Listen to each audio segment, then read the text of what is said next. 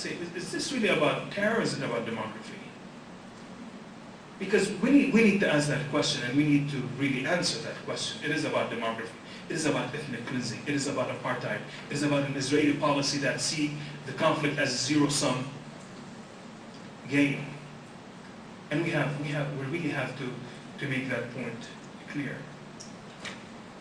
Our issue is very easy to sell. I mean, it really is very easy to sell. You know, the Israelis spend about $15 million a year on PR. You know, forget about the $40 million they spend on lobbying and everything else. $15 million just goes to PR firms. If you notice, in the second year of the Intifada, or about the second and a half year in the Intifada, the Israelis started to use females, American females, who are Israeli soldiers, to be the spokesperson for the Israeli Department of Defense. And we saw the report before it happened. We saw the report from the PR firms that they advised the Israelis that you need to start using females who speak with an American accent to speak to the American media about the Israeli army and its practices. And they're doing that. And many other things about softening the image of Ariel Sharon and so on. We, on the other hand, we really do not need $15 million for PR. We just need to talk about the lump sum payment by January 31st. We need to talk about the $10 billion that Israel just got last year, in the middle of last year, from the United States. $10 billion. None of it was in loan guarantees, and the Israelis have not paid the first $10 billion that they got at George Bush 1. They haven't paid any of it, and now they're getting, or they already got the second $10 billion. However, and this is another side that we can share with our neighbors and with our communities, the larger community that is not Arab and Muslim and people of conscience or people who are aware. About a month before the Israelis came to get the $10 billion, United Airlines was about to file for bankruptcy, if you remember, in the middle of last year. And they went to the president and said, we need some rescue here. Because of September 11, the business went down and they're really suffering big time. They're about to file for bankruptcy. United Airlines employs 80,000 Americans. And they said, we need $1.8 billion to float. The president said, no, we don't have the money. Next day, United Airlines handed out 17,000 pink slips. 17,000 Americans were without a job because the president would not rescue United Airlines. A month later, the Israeli finance minister comes to the United States, and what does he say? He said they need the $10 billion. And you know what reason he gave for wanting the $10 billion? He said that their economy is suffering. Yes. I said, my economy is suffering. I want to pass an amendment for my home mortgage, where the bank will give me a grant that is not any less than what I owe in principal and interest. I think every one of us need that.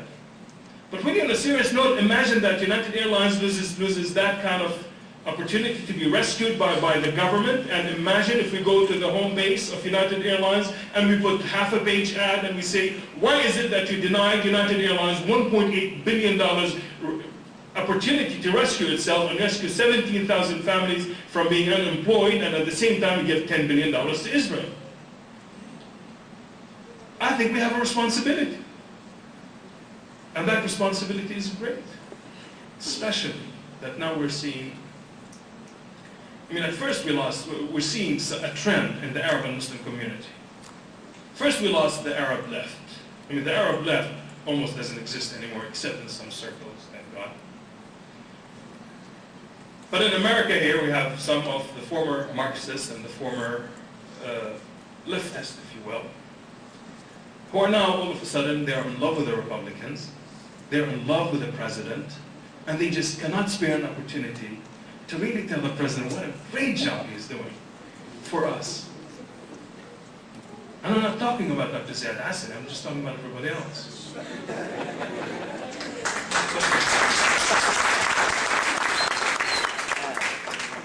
But also in the Muslim community, all of a sudden, we found some Muslims, so-called Muslim leaders, are going to those quote-unquote interfaith meetings that you and I would not even be invited to. And they come to Washington, D.C., and they hold a press conference, and in their statement they say that the bedrock of settling the Middle East conflict is the Geneva Initiative and the Nusayba Ayalon Plan. And those guys are calling themselves Muslims and Muslim leaders, and they have these big names next to them. I think you and I have a responsibility and an obligation, because first of all, to respond to those people, but really before talking about responding to them, the only reason that they exist because you and I are really not doing a very good job of presenting our case.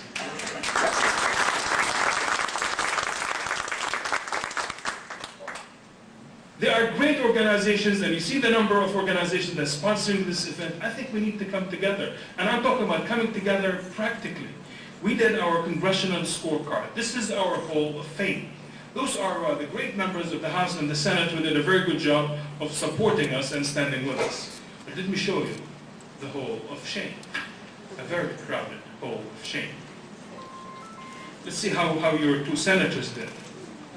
I guess by your snickering, you know how they did. Dianne Feinstein, -11 out of -16. Barbara Boxer, -10.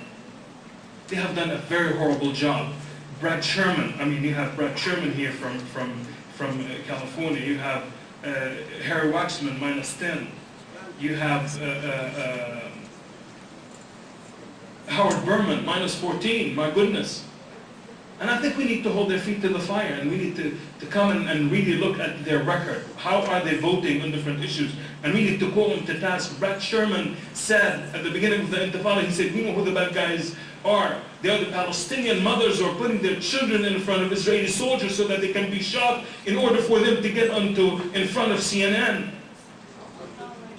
That's Brad Sherman, that is your congressman right down the street.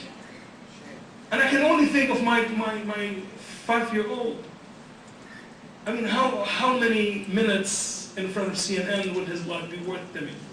I mean, how racist of Brad Sherman to speak such words, and he can speak them with impunity, because it's fashionable to bash the Palestinians, because, I mean, we're the villains at the end of the day. We're the terrorists.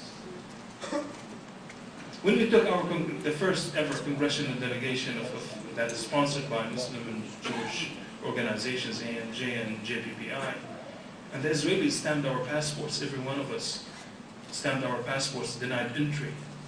I mean, I've never seen a red American passport before until that trip.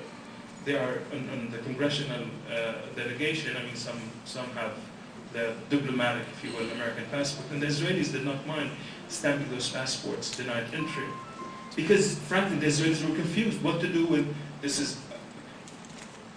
is a delegation of Muslims and Jews coming to visit Palestine and Israel. We visited the Department of State before we went. I think Dr. Barouti is right.